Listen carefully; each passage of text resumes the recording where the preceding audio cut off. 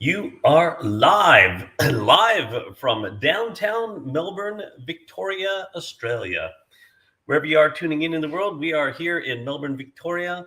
Do not be surprised if you see a unicorn sighting somewhere in the background during this live stream, because Lisa is here in the building, right? Yes, you see? And you know what? You let the unicorns run wild. This is what happens.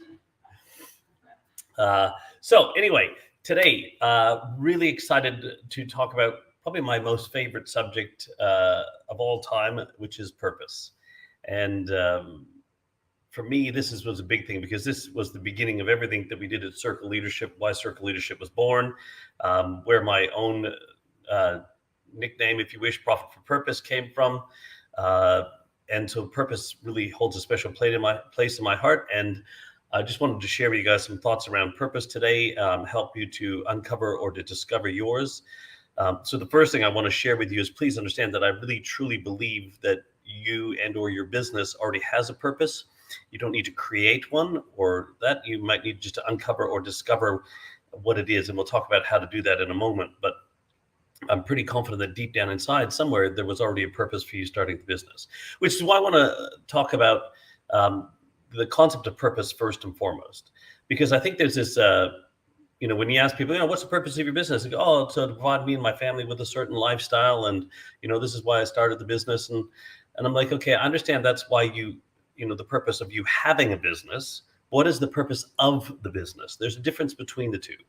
So please understand that the purpose of business is not to make money, right? The purpose of your business is to solve a problem for somebody else. And we'll talk about how to craft that in a moment. But I just want to understand, like, there may be a purpose as to why you have a business, which is different to the purpose of the business. So today, what I'm talking about is the purpose of the business. So that's the first thing I want to make sure we're very clear on. Let's talk then now about purpose of your business. Now, I'm a firm believer that your purpose lies at the crossroads of what you're most passionate about, your business is most passionate about, and the problem that you see in your world, that your clients, the people that you choose to serve, have. So at the crossroads of those two things, that's where your purpose lies. And when I'm going to show you the model which we use to help people discover or uncover that purpose that exists in their organization. But just to give you the history of it, was sitting down with actually some clients way back in, it would have been 2001, back in Canada. And we were just mapping out and trying to work out, why he started the business in the first place. And he was telling me all the things he was passionate about. So I made a list of those things. And then he was telling me the problems that he saw. And so we made a list of those things. Then we sort of summarized the two lists together. And at the time, this was Tim Gleason and LTL Expedited Air back in Canada. I think now it's Hybrid Logistics, Tim, if you're watching. And we worked out that his LTL Expedited Air existed to create the smartest distance between 2 points. So when we looked at the two lists and summarized those things, I'm going to show you an example of that in a moment. But it was really cool. That's how the model I'm going to bring up on the whiteboard now actually came from, was just sitting down with clients and just made this list, and I drew it and said, okay, well, where do those two things collide? And then that's where his purpose statement came up. So let's jump over to the whiteboard. So when you want to craft your purpose for your organization, as I alluded to already, I would challenge you to make a list of all the things that you're passionate about in terms of your business. What is it really passionate about? Now, I use the word passion for a reason. So let me just highlight this here. So your passion, and it's really important to understand the word passion in context to purpose. If you ask most people, as we do, what does passion mean to you? Not what does it look like or feel like, but what does it mean? People think, it's all doing things you love. It's your drive. It's your motivation. And it's, what we would call all these modern day definitions of passion. But if you go to the root of the word passion, or the etymology of it, it actually means to suffer. So if you understand the movie Passion of the Christ, this is where it came from. So passion, or passiere, is the Latin derivative, is actually to suffer. So not that, it's, what are you willing to suffer for? But in I guess in context to that, what I want to challenge people on and organizations on is, to me, you have to find out what you're most passionate about, because that is your ability to endure. Now, any of you who have been in business long enough know that sometimes business can be challenging. And we spoke to a whole bunch of people through, the past 25 years of doing this work in the world. And I've met so many people who have given up on what they said was their passion or was their purpose. And I said, well, it probably wasn't your purpose. And they go, well, no, it definitely was. Well, if you're really passionate about it, you would have found a way, because it's your ability to endure. But as the old adage says, the strong enough why, you'll find many hows and many whats. But what was probably in most of those people, they didn't really dive deep enough into what they were most passionate about, and then be able to align that through or into the problem that they saw in the world. Because when you can do that, and you do it properly, and you can articulate it very clearly and forcefully, you're not likely to give up on it. You're going to push through, and you're going to find a way. In our newsletter we put out this week for Circle Leadership, if you check out that on LinkedIn, you'll see the pictures. I see, when you see these small little weeds or even flowers or plants that break through asphalt or concrete, right? They just find a way. They don't stop from breaking through and evolving into what they're capable of, even if there's a layer of concrete above their head. They find a way. So firstly is making a list of what you're most passionate about. Then you need to do on the flip side of that is then find out what is the problem that you want to solve in the world for the people that you choose to solve for. Now, there's two things you have to understand here. It could be the people that you're currently serving, but it could be the people that you're going to be serving in the future. So you need to get very clear on who are we serving? So where our passion hits their problem, and the crossroads there, of course, as we just articulated, is where your purpose will lie. So in this space here, this is where your purpose lies. So that's where it is there.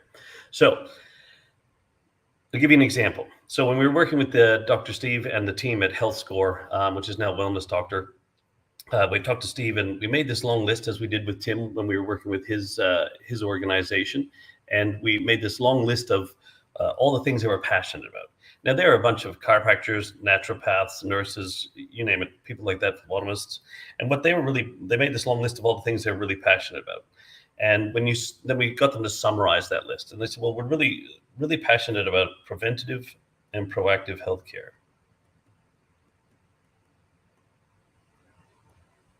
So preventative and proactive. Right? Now, when we talked about the problem that they saw in their world for the people that they choose to, to serve, they made a long list of all the problems that people have. And we summarized, what is the real problem in all this? And what they realized is what the problem was that most people take action on their health. They act on their health too late. So they wait for, they have a heart attack or a stroke or get diabetes or high cholesterol or blood pressure problems. And they go, oh, crap, I need to do something about my health and well-being. So when we looked at that saying, well, hang on, if you really, your passion is preventative and proactive healthcare, and the problem you can see in the world is that people act on their health too late. So why then does Health Score or Wellness Doctor exist today?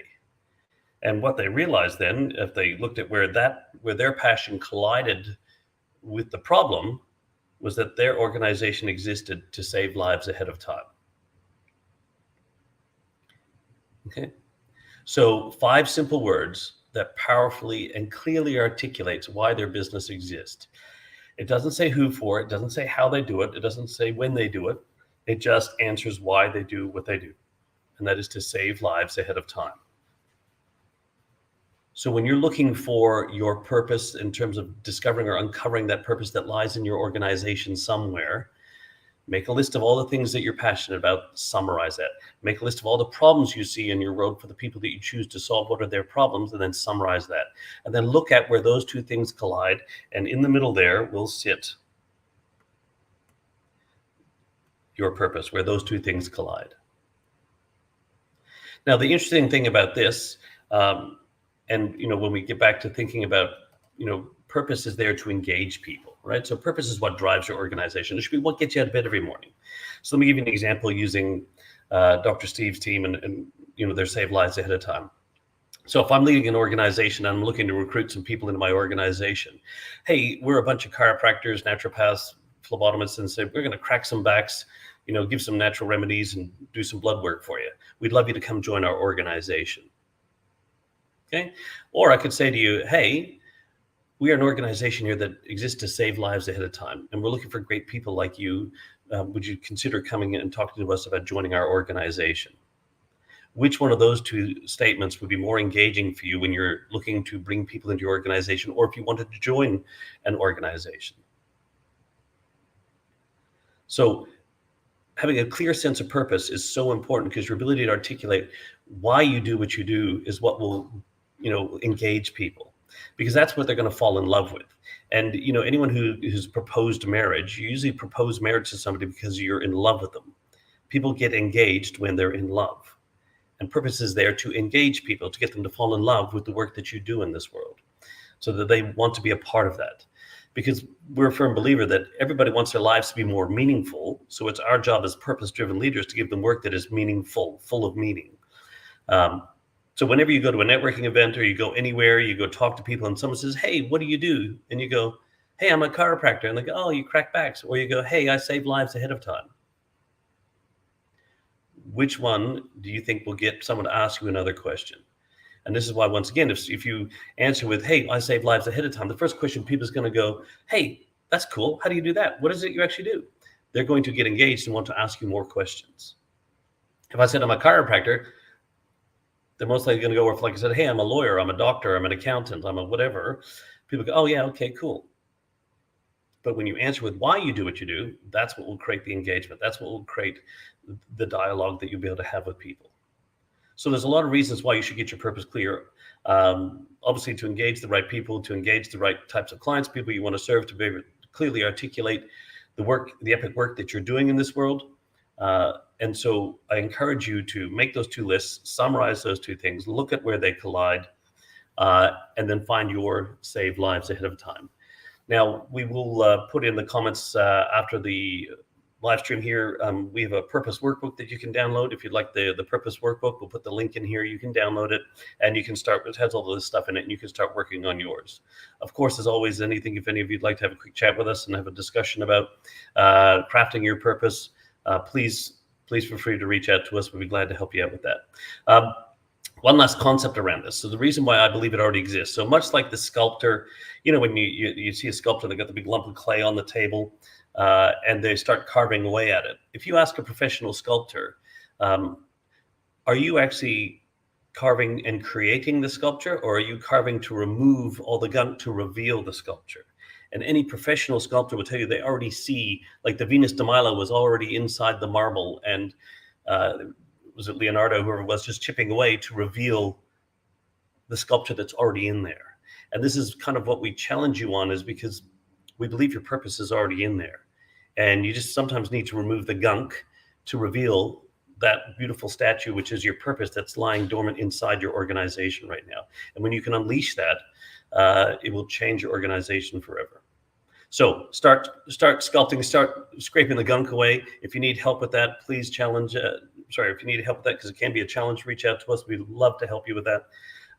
Until next week, I think we're going to dive a little bit deeper. Actually, next week, we're going to talk more about purpose, but we're going to talk about how to use it in your organization, how to create that level or deeper level of engagement, so everybody in your organization can have a personal connection to your public sense of purpose. So get the workbook, get working on that. Jump on next week's live stream, because we're going to talk about that. Also, tomorrow, Lisa has a live stream on purpose as well. Purposely, she has a live stream on purpose tomorrow, I believe. Can I jump in? Yeah, you can jump in. Hi. That wasn't awkward at all. Yeah, no. We haven't been live together for ages. I know. This is probably why. Yeah. So tomorrow, this has been so great. And what I love about Dave doing this on a Thursday and then me coming along on a Friday is that the content is so rich and so empowering. But then, because I'm all about reasons why, come for story time tomorrow. And Dave's been talking about this a lot in the context of business. And I'm going to be doing a deep dive into why this is important for you as a person, why it's important on a personal level and on a personal level for all of your employees, because is business not just a bunch of people, individuals, persons coming together for a common goal? So yes, important on a business level, absolutely key. But then how can we apply that to ourselves to enrich that and then evolve from that space first? So yeah, be fun. Okay, awesome. In P-Town. Bye. All right, so tomorrow, Lisa, join in live there. Next Thursday, live as well. Actually, probably back in the studio, which would be awesome, back in Perth.